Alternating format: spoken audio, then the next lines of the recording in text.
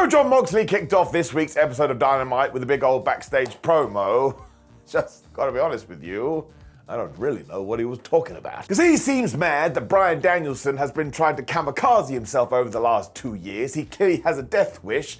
And he's also annoyed that nobody else on the roster dares goes and face him in the ring to finish him off. That's why Mox has decided, well, if no one else is going to do it, I suppose it will have to be me. Jon also talked about the fact that Bryan is one of the best in the ring, and if you do corner him and kind of prod the bear, all of a sudden you get angry Bryan Danielson. Bryan doesn't actually like this side of him, but he can't control it. It all means that Moxie is going to have to embrace his dark side, though, although he doesn't actually want to embrace his dark side, but he has no choice. So listen, I think we're meant to be a little bit confused here, because a big reveal is coming. But I did hear a lot of this, and I was just like, yeah, Jon, I'm with you. Maybe. He really does hope that one day Bryan understands because the stakes are just too high. When we cut to Bryan Danielson, who I think was cutting a promo as if he was doing a 1940s radio impression, something was weird with the audio. He did, however, say that he has always supported Claudio Castagnoli, but that ends tonight because he doesn't like the way he has been being. So we have set up our main event. And listen, I still love these two, and you can just tell they're investing all their passion into this feud. But once again, I did sit there like when you're kind of at school and people are talking about something that you want to know about, but you don't want to expose yourself as not knowing. So you just nod like, oh, yeah, I think that horse should have won the race as well. Then people look at you, you're like, damn it, I got it wrong. There is a part of me too, though, that kind of feels like Bryan should just be like, you guys keep trying to kill me, and I don't appreciate this. But I'm going to wait till Wrestle Dream, because as I've said once and I shall say twice, I think a big old reveal is coming. Also, that was really long, so welcome to Ups and Downs. And Darby Allin didn't care about any of this, so he walked to the ring for the opening promo, and he was like, listen, Brody King, you assaulted me last week, which he did do. Get your ass out here right now. Now, they are going to be fighting at the pay-per-view, and they went into their history here, because they were rolling and tolling on the indies when Darby Allin did get to AEW, and he told Tony Khan, listen, man, you should hire this Brody King guy. Let's face it, that was a good decision. They're also super happy about all of this because getting to the big leagues allows them to take care of their family and even buy their dad's houses. But the reason Allin has a problem with Brody is because he's coming after his spot. Brody was like, yes, I am coming after your spot, and I tell you the difference. You keep wanting to do crazy things like climb Mount Everest, and if you do get hurt up there, you won't be able to wrestle, and then you will let your family down, and they'll have to go and fend for themselves again. That's the main reason I want to take it. You don't appreciate it, I do. Darby then lost it, and he was even mocking Brody at one point, being like, oh, rough, I'm a big old guy. So of course King was going to destroy him, when I kid you not.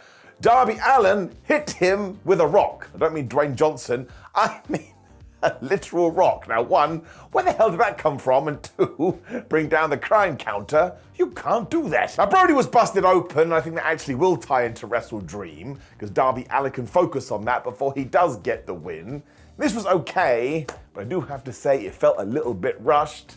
Mostly because it has been a little bit rushed. We only found out we were going to get this match like 5 days ago. The match will totally rule though, and I love seeing Brody King in this spot, and Darby Allin feels like he's on a little bit of a roll at the moment, so I shall gonna give it an up. But yeah, just as a teeny weeny criticism, next time I would appreciate a little bit more time. When AEW did explain some stuff. Good, because there has been some odd shifts recently, but now we do know why, or we would find out in this episode of Dynamite, because basically Jake Roberts and Don Callis met up, and they did a little bit of a trade-a-roo. Therefore, Lance Archer has now joined the Don Callis family, and some other superstars that we were going to find out in a few minutes have now gone into Jake Roberts' stable. Well, this is a little bit random. I don't care as long as there's an explanation. And all of this was explained. Renee Paquette had been chatting to these guys too when she magically got to the parking lot, and she was like, oh, hey, Daniel Garcia, who was arriving at the venue. Can we have a little bit of a chat? Dan was like, no, I must address all my issues in the ring. Before that, though, we were going to get a match. This was just absolutely wonderful. And yes, it was a classic AEW fight that comes out of nowhere. But it was Hologram versus Kommander with a K. Honestly, I just took my tush, I put it in a chair, and I strapped myself in and felt the G's. I also appreciate the fact that commentary kept going, oh my gosh, Hologram is 13-0, because now, when he does get the win here, which he did do, which makes him 14-0, if he wants to go for a championship, you have to go, well, that's totally fair. You are on a winning streak. They also both went crazy because they were doing monkey flips, arm drags, and even jumping off each other's chests, which is perfectly normal when we got the dives. I mean, how can you have a wrestling match without a dive? Kommander also did this crazy Hurricane Rana when we were also getting, I suppose, reverse Spanish flies and flippy dippy doodah stuff, the best of which is when Kommander with a K was going to do his ring rope walk, and he was walking on the ring rope when Hologram tried to cut him off, I presume with a Hurricane Rana, but Kommander ended his life with a bomb of power. Now, honestly, that probably should have been the end, but who even cares, bro? That's the best thing I've ever seen in my life. Hyperbole. We then got Death Poison Rana, so Kommander tried the same, but as he was on Hologram's shoulders,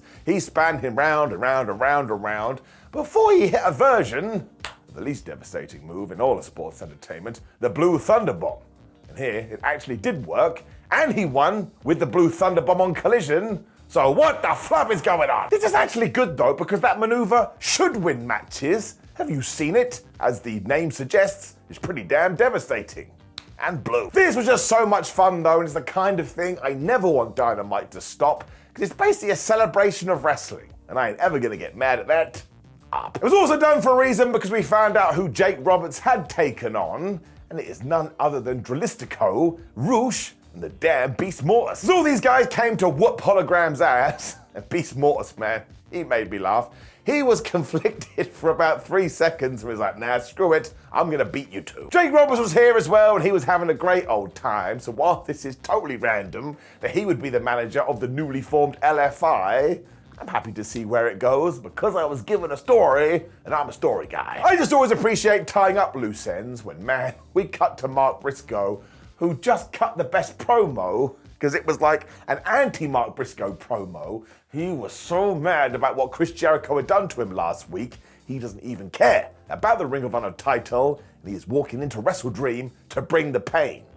A little bit worried that is going to cost him a belt, but as always, Mark Briscoe is a terrific professional wrestler. When we got to our second big promo of the evening, Daniel Garcia did come to the ring. Now I need to say sorry right away, because I am going to be a bit of a negative Nancy, and maybe I'm wrong. Now I don't think I'm wrong, because I spent my morning going back through past Dynamites and reading stuff on the damn internet, and all of this just seemed to come out of nowhere. Or to sum it up in a different way, what Garcia did talk about here only works if you're a mega nerd and geek like you and me. Because he mentioned being off AEW for a while because Tony Khan understood that he needed to have some thinking time when his brain had come up with the answer, hence why he's back. He was also talking about what his future held, and of course, this is the contract situation because yes indeed, Daniel Garcia, I assume, got an offer from WWE, so he needed to pick a company. But this has never been overtly mentioned on Dynamite, so if you are a casual viewer, you'll be going, hang on a minute, he got totally destroyed by MJF,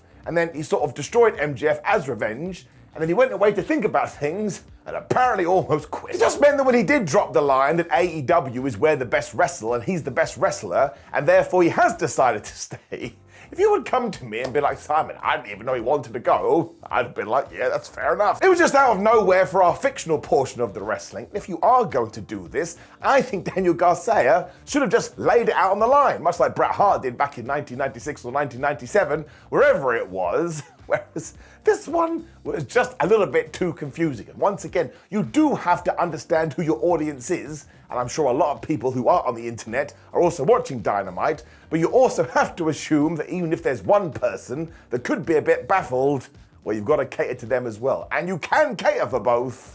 So yeah, I do think that's got to get it down. Mostly you can't just assume things, and I am repeating myself, but I will say from this point on, Daniel Garcia totally fired up and said, I'm no longer the little brother that's going to get his ass whipped, and I am coming for a championship in AEW. There's a lot of them. That line made me laugh. So if you do hold some gold, your ass is on notice. So that was very well done, and I really hope that AEW does capitalize on this, because Garcia has been in this position a couple of times, and we didn't really pull the trigger properly. So let's take that gun and go pow, pow, pow. So yeah, I am giving that bit an up because he has set up at his stall, but now he needs the machine to get behind him. We then got to confirm that Swerve Strickland will be back for Wrestle Dream because we saw him training here when we cut to the Hurt Business or the Pain Clinic, wherever the flub we're going to be called, because MVP and Shelton Benjamin were watching this, and they made sure, as always, to insult Prince Nana. Now, I'm going to assume that Bobby Lashley debuts this weekend, and we get into a big old feud, and I will tell you this. I love this group so much. I am so damn excited. If we do tell this story right, I'm going to be doing the dance of joy. Man, I'm going to be a negative Nancy again. Really sorry. But it began with Renee Paquette interviewing Mercedes Moné. She was really annoyed because these idiots on Twitter keep coming at her. I was like, Mercedes, I totally get it. And as a small aside, I do not understand why she gets so much hate. I think Mercedes Moné is really, really good. Mercedes then got mad at Emi Sakura because they are going to be fighting later. And she even said, listen, I understand the assignment. She's been wrestling longer than I've been alive. My down, though, is that Moné also made sure to run down Chris Statlander here because she is feuding. And yep, on Rampage, we had a promo with Chris where she basically said, well, I'm no longer with Stokely Hathaway anymore because I'm past the whole Willow Nightingale thing. And maybe I shouldn't have done that because now I'm a babyface. I mean, she didn't say that last bit, but that was the point. I just feel that's such a wasted opportunity because they were so damn good together. And why couldn't we have done a little bit of a thingamajig with a breakup? I mean, you don't even have to have Statlander lose a match here because on many occasions, Stokely Hathaway almost cost her the victory. So do one final fight. Stoke almost does it again. Chris does get the victory, but then she's like, listen, you absolute buffoon. You no good for me. I'm leaving. She could have even thumped him one, which would have got a massive pop and justified becoming a good guy. Just kind of feels like we threw a really good thing away, much like I felt like when I was a child and my parents wouldn't talk to me. What was that? Did I say that out loud? Don't worry about it. But it does have to get it down. I wanted that thing to play out. When we saw everybody congratulate Daniel Garcia, I thought that was a bit weird. We did see Private Party, Orange Cassidy, Anna Jay, and a bunch of others though, when Shibata walked in. He had his phone gimmick, and it was all like, I will win the TNT Championship. I was like, dude, why are you making it about you? The point though was that eventually maybe we will see Daniel Garcia versus Shibata for that TNT title. Why not? When AEW did have to change plans, and for goodness sake, this is fine. Because some people are so angry about it on the internet, but Tony Khan did explain this on social media. Britt Baker is ill, so she couldn't be in the #1 contender match. So instead, he went and got 3 former champions. And obviously Willow Nightingale is still in the thing. She was always meant to be. Given that Baker was away for a year with health issues though, maybe we should remember that wrestling doesn't matter, and if you are a human being, you may be going through some things that we need to be cool with. So everybody just needs to calm down. It was also Willow taking on Nyla Rose, Saraya, and Jamie Hayter, so of course this was a barrel of fun. I love a good old 4-way, especially here, because someone must have gone, well, this Nyla Rose's nickname is that she's a beast. Maybe she should beast everyone, which she did do. And at one point, she even turned a bomb of power into a Hurricane Rana. So I think somebody was watching Bad Blood. We also got a big old face-off between Hayter and Willow, and that's a match I need to see.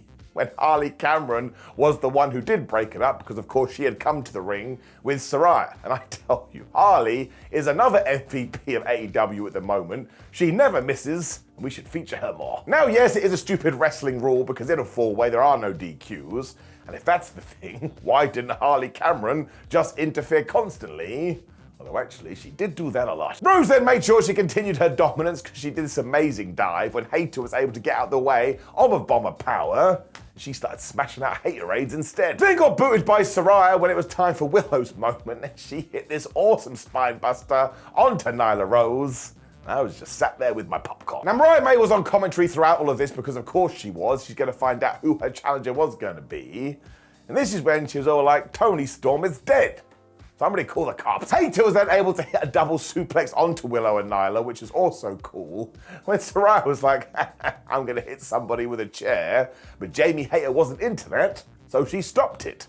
Good soldier. Cameron was then gonna do something again, but Hayter was just on murder watch, when of all the people, Penelope Ford made her return to AEW, and she took out Jamie Hayter. This is me trying to figure out where the hell that came from. It just freed up Harley Cameron to continue to interfere, which was making me laugh at this point, because she saw Nyla Rose go to the top rope when she pushed her onto the ring apron, and damn it, that's the hardest part of the ring. Of course, it was so evil, eventually Harley and Saraya were like, ha, we know what to do, and they went after Nightingale.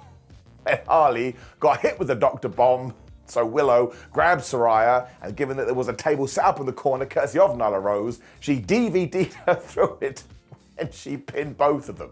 And man, I was laughing my ass off. Harley Cameron wasn't even in the match. Now, of course, Mariah made sure to jump Willow after her, whipped her with the belt, because that's just what we do in 2024. And the only real shame is that I do not believe Willow Nightingale will become the champion. And the first time Willow Nightingale entered a World Championship opportunity, she probably should have won, because in terms of baby faces in all of wrestling, well, she's at the tippity top. This was so damn entertaining though, and I'm not going to talk about the whole Chris Statlander thing again because we talked about it 7 days ago. But in terms of what we did have here with our chess pieces, I'm giving it up. We then went backstage to the learning tree, and I tell you, I actually thought this was quite compelling. Because they went and found Rocky Romero, and man, did they emotionally manipulate that guy? Because they were all like, Rocky, do you remember that time your friends in the conglomeration only asked you to join months afterwards, and then it turned out they only wanted you to beat up Mark Sterling? We don't want to be those guys. But it kind of sounds like you're very low on the totem pole. As far as they're concerned, he's nothing more than a lackey either.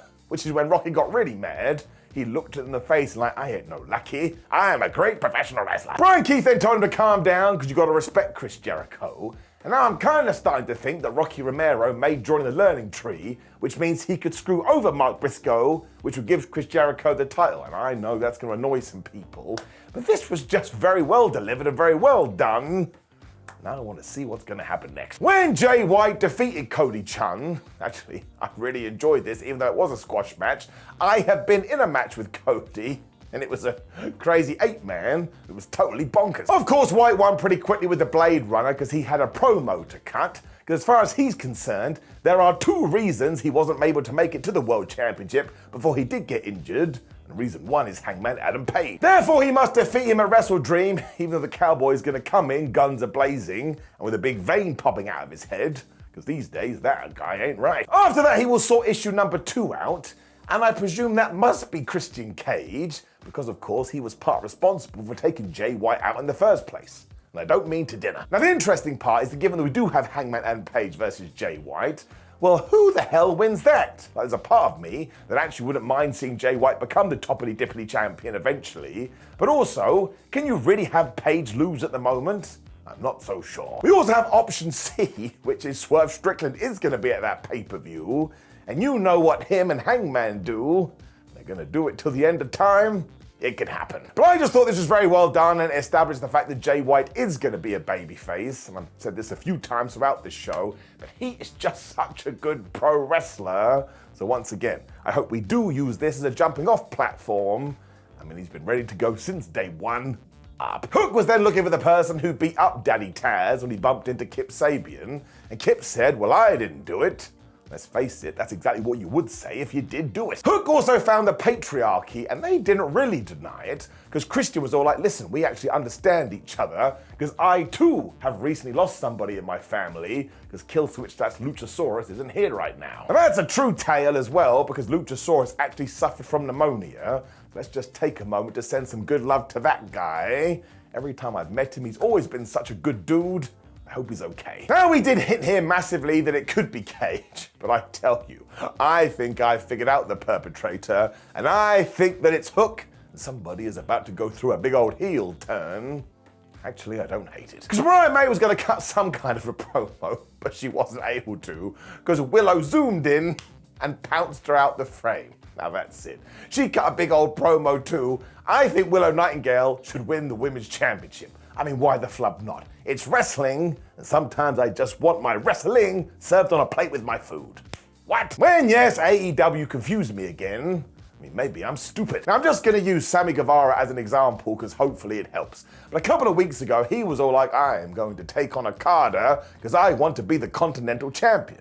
But I totally understand that I have to earn that opportunity, so I shall put myself in a title eliminator match.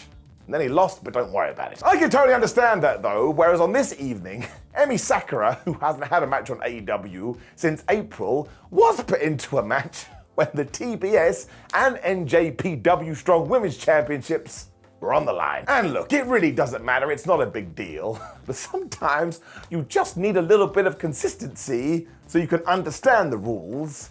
When this stuff does get in my brain, I try and figure it out. Well, you know the deal.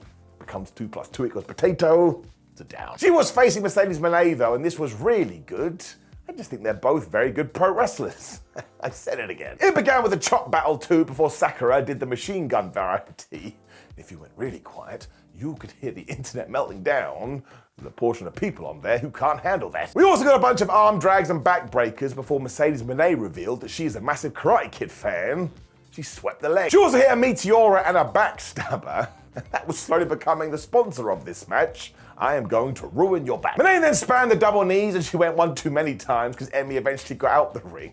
When she took Mercedes and Camille and kind of tied them on barricade, and she took them both out.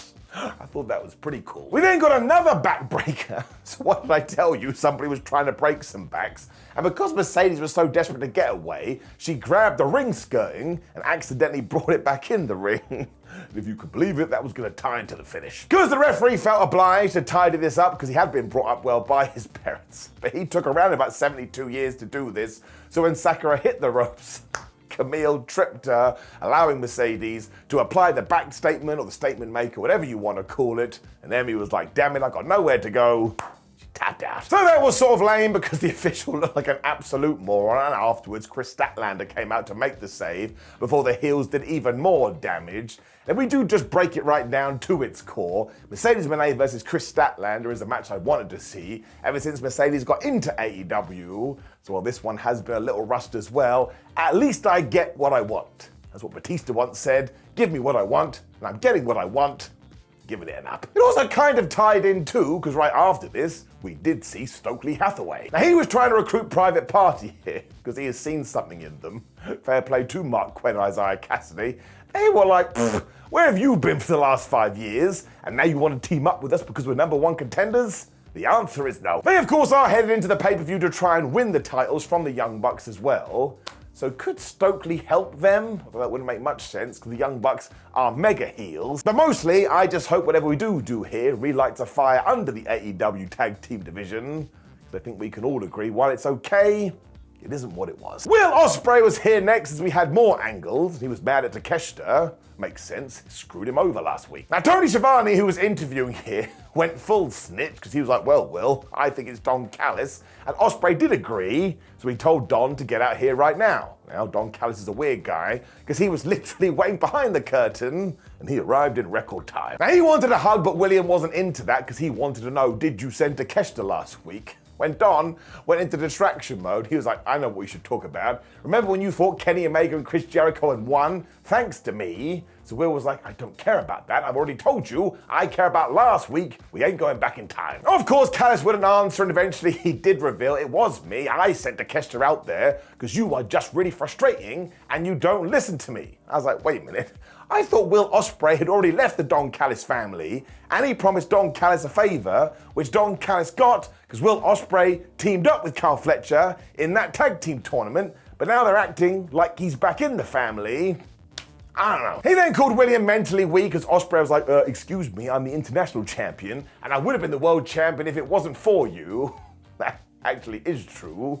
Don is obsessed with screwdrivers. He then said that Callis didn't know Shib, so Don was all like, I'll get rid of you like I got rid of Kenny Omega. When this thing totally boiled over, and Don Callis slapped William, even I was like, it's a bad idea. Now, Takeshita went after Will Ospreay, which is when Carl Fletcher finally got involved, but actually, he accidentally distracted his friend, so Takeshita was able to get back on top. This is when Don was like, Carl, use the screwdriver, so put it down crime counter. Imagine this was a gun. And interestingly, Fletcher did walk off. He doesn't want any of it. And then the Will could get back into this, which is when Don grabbed his hair. I tell you, Takeshita killed him with a punch when finally Ricochet came out to make the save. I was like, dude, where have you been? Now, Ricky did kind of tease that he wanted this belt because he looked at it before passing it back to Will. And let's face it, we are getting this three-way at Wrestle Dream.